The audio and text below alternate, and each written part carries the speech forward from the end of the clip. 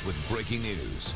We want to update you on the breaking news in Bankers Hill. So we've told you that 2 more homeless men attacked just this morning in the last hour and a half.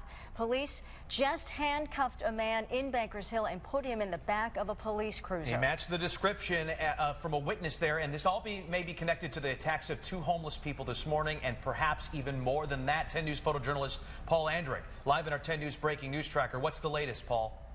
I tried to get some information from a sergeant, but obviously he's unable to talk because in a matter where there's any sort of connection to past or current homicide incidents, that's going to have to be handled by that authority, those detectives. Now, we're here at the intersection of Curlew and Laurel. That's going to be just up the street from the airport, just east of the I-5. You can see this is where detectives stopped that man that they spotted after those 2 newer attacks this morning. You can see there's a bicycle laying in the street.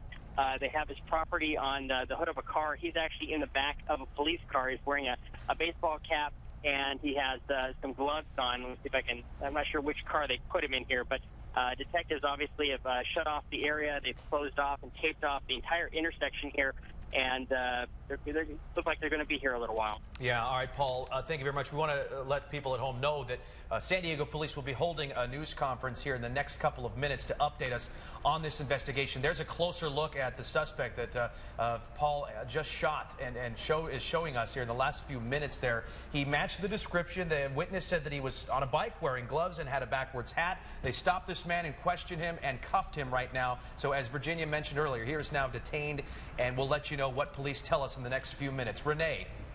I'm in the 10 News Live Center and taking a look at how all these have similarities. We want to show you a side-by-side comparison. Now, this is comparing the man that was arrested this morning, a possible suspect here, and the man in the surveillance videos. So you can see a little bit of a color difference with the hat, but they are rather similar.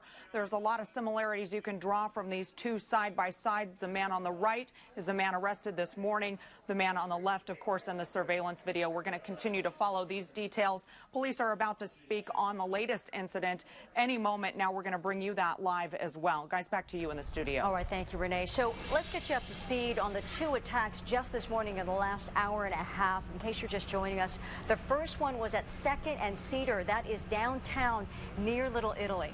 And the second was less than an hour later in Golden Hill. It left a man bloodied, and we are not showing you a close-up of that for obvious reasons. But let's get to 10 News reporter Matt Mendez. He's live in Golden Hill, the scene of the second attack. And Matt, what have you learned?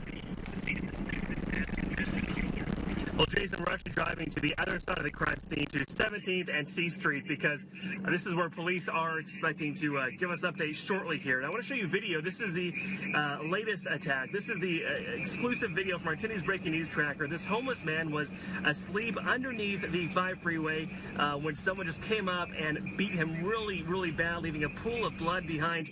Now, this is the second attack just this morning. The other one was just a couple miles away from here at 2nd and Cedar in downtown San Diego. Another homeless man beaten. He was tying his shoe when someone just came up to him and attacked him. Now, over the last month, we've had about a dozen attacks against the homeless. 3 people have been killed. Of course, we're trying to figure out if there's a connection among all these homeless attacks. We're asking police that. We will ask them that at this news conference that should be happening at any minute now. We'll, of course, bring that to you live on the air. So stay with 10 News and also 10news.com.